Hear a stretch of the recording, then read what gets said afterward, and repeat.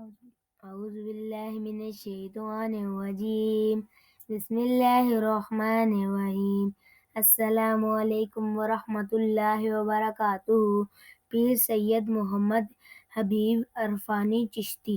اللہ تعالیٰ قرآن کریم میں فرماتا ہے: اے ایمان والو، روزے جس طرح تم سے پہلے لوگوں پر فرض کیے گئے تھے تم پر بھی فرض کر دیے گئے ہیں تاکہ تم پرہیزگار بن جاؤ۔ رمضان کا مہینہ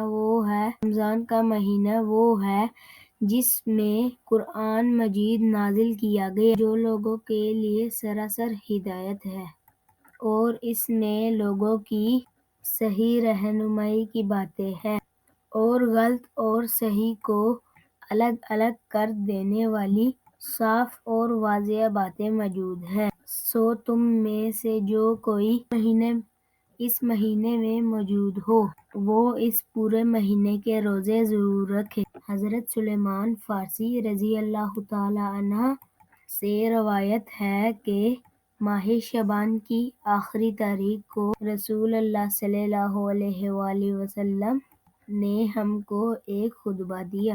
اس میں آپ صلی اللہ علیہ وآلہ وسلم نے فرمایا: اے لوگو، تم پر ایک عظمت اور برکت والا مہینہ سایہ افکن ہو رہا ہے۔